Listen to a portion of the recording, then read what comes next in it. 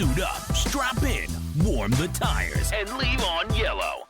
Time for the MitsuTimes podcast, presented by MitsuTimes.org, the home of the fastest Mitsubishi cars. With your host, Josh. Hey, what's going on, guys? Welcome to another episode of the MitsuTimes podcast. My guest today is Mr. Kevin Kaltenbach. He is the owner and driver of a very cool Goonie 1G. How are you today, sir? Oh, not bad. Doing pretty good. Good. So Kevin, I mean, you seem like you've been into these cars for a long time, and your car is one that I feel like a lot of people know. A lot of people know you from your car. Yeah, just kind of just like everyone else in this industry. I had a friend in high school that had a 1G that was a GST front wheel drive, and I just loved the way they looked and sound. It just seemed, they coming down the road, everyone just, it's something different. Yeah, for sure. But yeah, that's pretty much what started. I didn't get my car until 2009, so I graduated in 2006. So I was just out of high school. And, I just was looking for something. I actually almost got an S14 240SX before my car, but it just ended up working out. So I just went with the 1G. But yeah. I picked it up in the summer 2009 and it was bone stock, all wheel drive GSX. I was just fresh out of high school, didn't have a ton of money, just like everyone else, just kind of trying to mod it from the ground up. I had a close friend, John White, that had a 1G all wheel drive as well. And he kind of passed me down some of his parts is how I got started into building mine, I guess. I'd buy his turbo setups and then kind of just build it on the weekends with what I could and had at the time. And it led to what it is now, obviously. But I think that's how we all kind of get hooked. Yeah, for sure. So is it the same car you have now from back then? Yeah. It's been the same chassis the entire time from day one.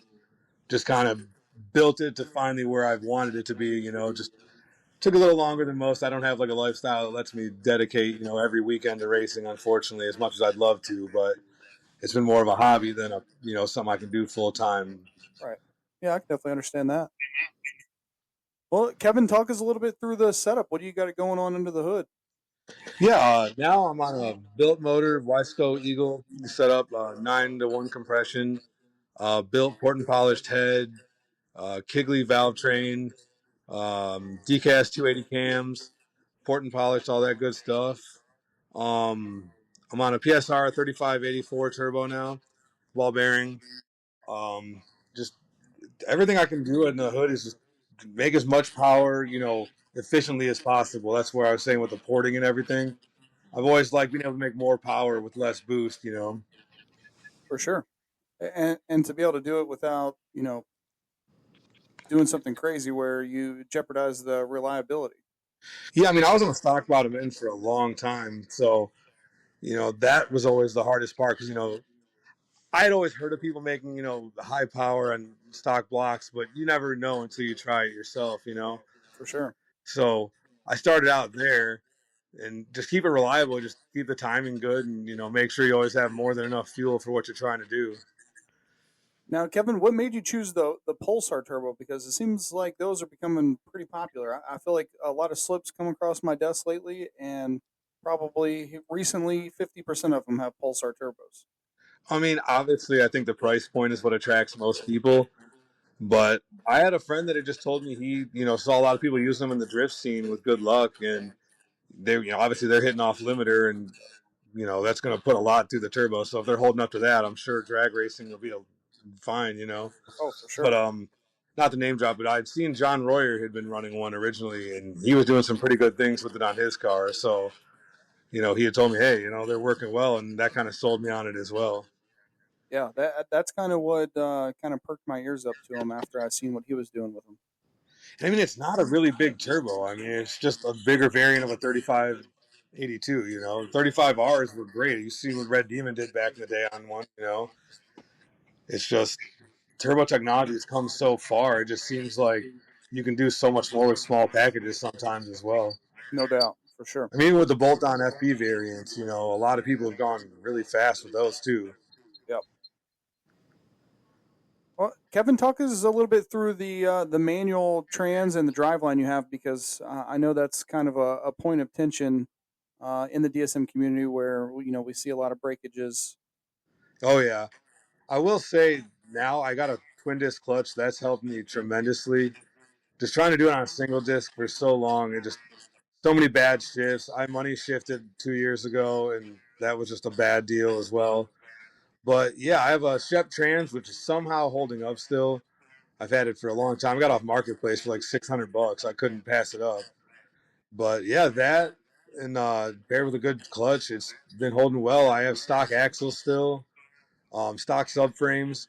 I have solid subframe bushings in the rear. I just put a chromoly mustache bar on, so that kind of helps, as well keep the power down. But it's pretty simple. Like I have stock drive shafts, stock transfer case. Nothing too crazy under there. Wow. Okay. And I think my best 60 foot so far is a 1.6 was what I'm at, which I think is pretty good for where I've been with it. Oh, absolutely. Yeah. But yeah, just on mostly stock axles. I have coilovers now, so that's kind of helping. I think that definitely helped with the shootout. I was on an old Ibach AGX setup for so long, and it worked, but the car could have handled much better on a single one-piece style coilover. So, you talked about the Eibach and then the mustache bar. What else, as far as like suspension and tires, what do you think has been key to, being able to run that 11? Um, I think realistically, just the clutch and being able to put down the power. But I'm on a 235 60 15 M&H Racemaster. It's like a cheater stick, I guess, because it does have tread on still. But a lot of people run those and have good luck at the 800 to 600 horsepower range. Okay. But yeah, no, that's been slicks was tremendous change for me. I always was on street tires and trying to launch on them, it was just always spinning or just hitting the tire too hard and breaking something. It just slicks alone, just able to ride the clutch out, made it tremendously better to get the launches down. Good deal. Well, Kevin, let's talk about the tune. Who tunes your car, and what platform are you using for your engine management? Yeah, definitely. David Oskin at Oskin Performance tunes my car. He's been a really good friend of mine for probably 15 years now, which we met through the shootout as well. So that's helped out a lot. But yeah, that's what's really made my car finally make that big jump because I always showed up to the racetrack, with a good solid build. I'm a mechanic for a living, so I'm really good at building stuff. But when it came to tuning, it's just I always expected to show up and just make my own luck and figure out the tune, and it just never worked out that way. And finally, having somebody dedicated helping me tune the car fully has definitely changed my whole program for sure. Yeah, And I'm on DSM Link V3 on E85. perfect. That was about to be my next part. Yeah. All right, so do you plan to stick with DSM Link for the long run, or you want to switch to a standalone eventually? I would definitely like to switch to Hall Tech in the future. It's just something that just hasn't really been in the cards financially to be able to make that big of a jump yet. But I would definitely like to do that just because, the technology is there. There's so many more sensors and safeties you can run with those setups compared to like DSM Link, which works great for thinking that we're still tuning cars from 1990 on the factory ECU, which is pretty astonishing. Absolutely. But I mean, on the other side, kind of like you're talking about with the Haltech, it's crazy how far we've come. Also, Oh yeah, to think that those platforms are even available for these cars is, amazing. And it is cool. It's something that doesn't get talked about a lot. But there's a lot of new companies that are making all kinds of new parts, tuning and just suspension, whatever main components. right? So it's definitely cool. I think the car is just it's one of those things where it's like you show up at a race or anywhere. It's like if there's a DSM there or an Evo or anything, it's just like it's something different. It's not just another Mustang or Camaro just there. Yeah. Well, Kevin, you've kind of talked about having luck with the stock drive line and not really hurting a lot of parts. What in your experience has been the biggest hurdles getting down to the 11s and being able to run those 11s reliably? I think the biggest thing is just you got to make sure you have a tune and make sure it's going to be where it needs to be to get the power to the ground and down the track. But it's just you got to just work really hard at getting your suspension and everything dialed in. Like I'm a full weight street car. I still have full interior in the front, radio, speakers, heat, all that stuff. So it's like my car is probably heavier than a lot of the guys that are just more specific drag cars. So you definitely got to just try to work to make sure you're not just like shocking the rear end and breaking axles or transfer cases every time. So I think it's just more just getting the seat time and getting comfortable launching the car helps the most. Yeah, for sure. It's crazy just how much difference seat time will make. Well, and that's where I'm at even too. Like the shootout alone, like I ran a personal best like all day Saturday through Sunday, pass after pass to get to where I was, and it's just like it can only get better the more I go to the track and the more I get comfortable in the car. Well, Kevin, we've been trying to get you on our list for a while. You didn't get to the track much last year, and you seem like you were barely making it to the shootout. That was your first outing of the year. What's been going on? Yeah, unfortunately this year I ran into some health issues. What honestly led me to my multiple sclerosis diagnosis was I had double vision at work one day randomly just out of the blue. I didn't think anything of it. A couple days went by, it didn't get any better. So I ended up going to the emergency room and, thinking that, they'll just have me put like an eye patch on or something. It'll be fine in a couple days, no big deal. Just thinking it was like a vision related problem. And Yeah. they ended up coming back and saying that they had seen white lesion matter in my brain and in my neck, and that they wanted me to, further go through with some MRIs and stuff. Wow. But that hospital I was at didn't do it in particularly, so I had to get transferred to another hospital that did do MRIs to confirm what we had already suspected, that I had multiple sclerosis, and that was causing my double vision because the nerves had been attacked by the multiple sclerosis, which broke down the nerve tissue, making me have the double vision. So that was a very big hurdle in even just driving a car to work in general, even. And I'd been in the hospital for a week while they gave me steroids to try to combat the attack that, was currently going on. Yeah. So yeah, it was a lot to take in at once, on top of just thinking, I had a simple vision issue to a, autoimmune disease that I'm going to have for the rest of my life. So Right. definitely changes your perspective in a hurry. For sure. That's a lot to overcome. I mean, to even make any passes at all, being able to drive at all now is saying something about your intestinal fortitude. Right. And yeah. And at the time, I was still in the process of getting my car tuned. It was a David shop still. And I had to just call and be like, hey, like I'm in the hospital, like do the best you can. But obviously, this is where I'm at right now. I don't know when I could even get behind the wheel or even know what's, happen from here. So it was definitely scary. But, obviously, thankfully, I was able to overcome it. Yeah, for sure. Well, we're definitely going to keep you in our prayers and hope that you continue to whip MS's butt. Yeah, no, yeah, I appreciate that. And like I said, I've had a lot of, people reach out to me and it's been overwhelming, honestly. And thankfully, my vision did come back right around the shootout. I would say the biggest issue I had was very like the intensity of the light, like in the during the day, was Mm-hmm. just very hard for me to just kind of, on top of just having double vision, it was almost like a drunk feeling. Like, Oh man. the way I could explain it is like the road, like looking straight, was like crossing paths. Like one eye was looking one way and the other one was going the other way. So it was very difficult just to navigate. But I was just nervous in general of how I would feel in the car at those speeds, after everything I had been through. For sure. So I'd only been to one car show, leading up to the shootout, where thankfully I'd put some street miles on the car, but I had still had double vision then. So it wasn't perfect by any means either. And it was definitely giving me anxiety leading up to everything. But thankfully I was able to get in the car and, just focus, and it all worked out, thankfully. Yeah. What a trooper. Man. Yeah, it was quite a busy summer. So, you know, I felt a lot better, once I think just being around everyone and just being in a situation I was comfortable in doing it before, I knew what to expect Yeah. being at the track. So I think that helped a lot as well. No doubt.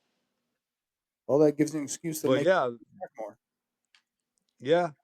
And at least, with today's medicine and technology, it's come a long way. And thankfully, I've already done my first round of treatment, which is just I have to go in and get like an IV infusion of the medicine I'm on.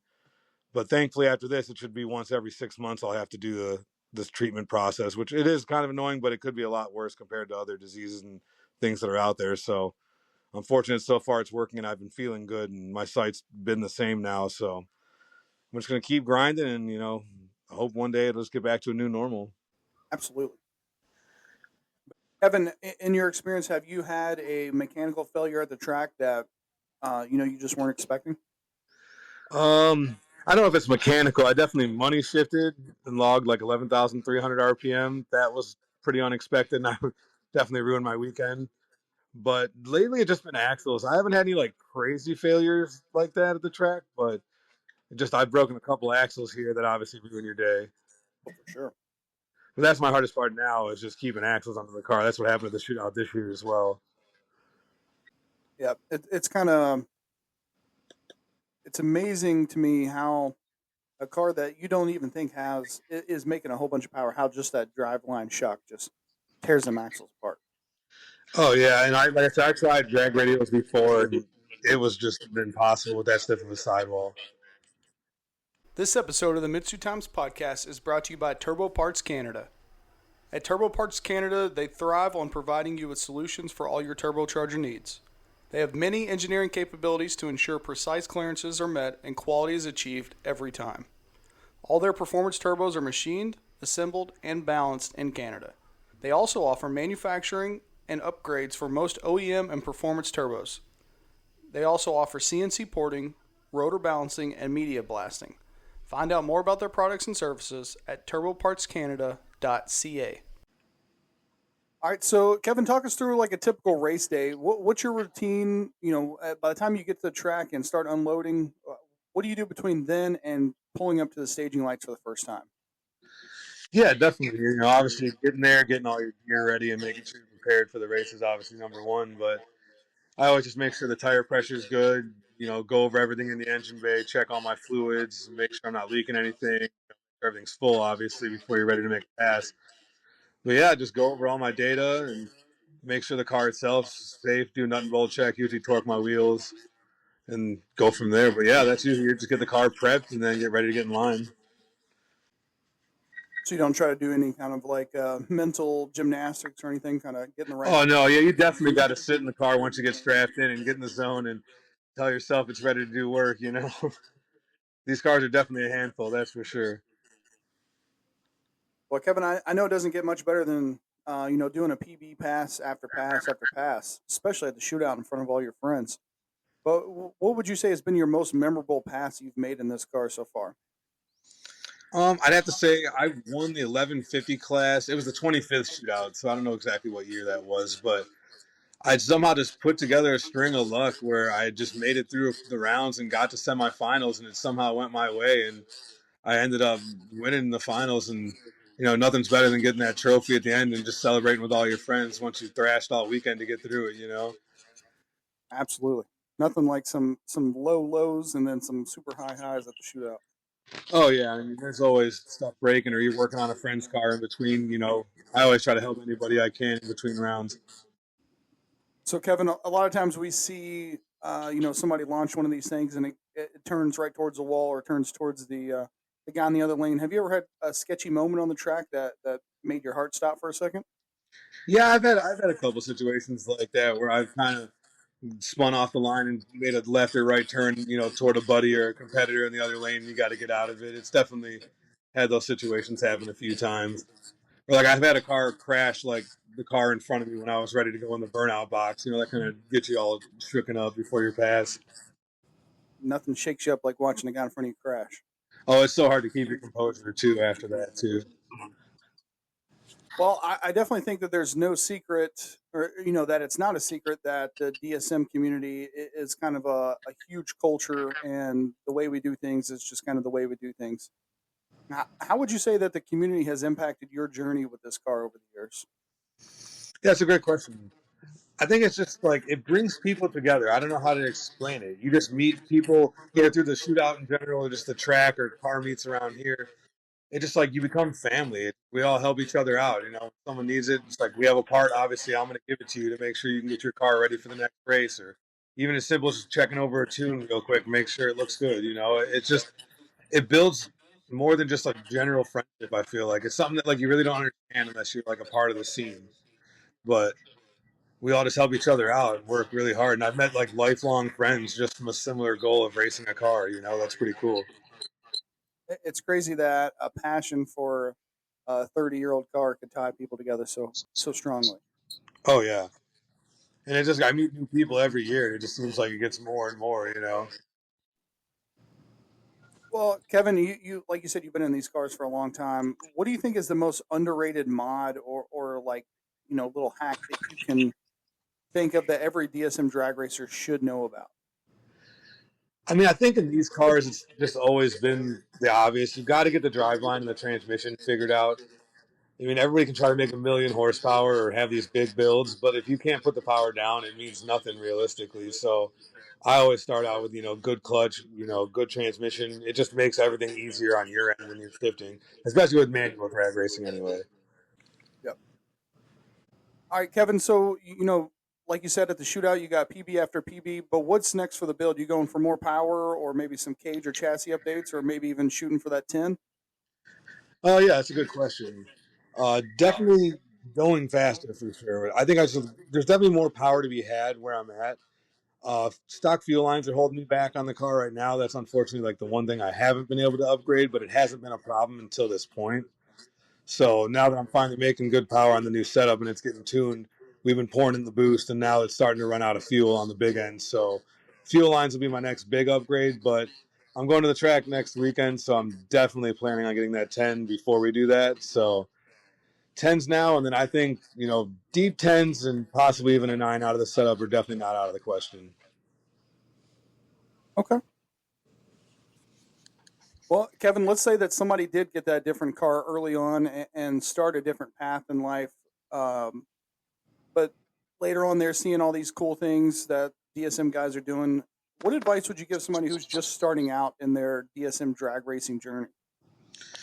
Yeah, I always tell anyone that asks me anything about, setups, always pick a plan what you want to do with the car, not like what your friends are doing, not what you think's cool on YouTube at the moment. Like I always tell people, pick a path. If you want to run 10s, like pick all the parts to build around it to run a 10.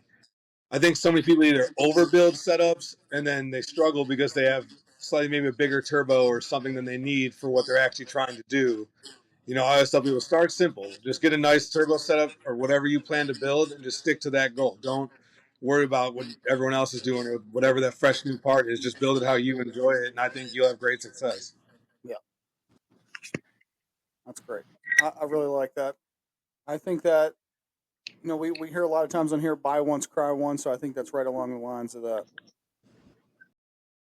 Yeah, I think it's just like so easy to get caught up in like, your one friend gets a giant turbo, but like you're more of like a street guy and you want to just go out and cruise and eventually drag race on the weekends here and there. Sometimes you might not necessarily need something that big, but like it's just that eye candy of like, oh, my friend got it, so I want to get something similar, but then it ends up hurting your setup in the long run. Yep. Yep. Well, Kevin, I know it's October and you live in North Ohio, but are there any events that you plan to attend while the racing season is still happening? Yeah, definitely. There's one coming up on October 12th. It's called Digapalooza. There's a lot of good classes there. A bunch of other DSM buddies will be there, so we'll definitely be out there, all hopefully running PBs as the pan. Good, good, good.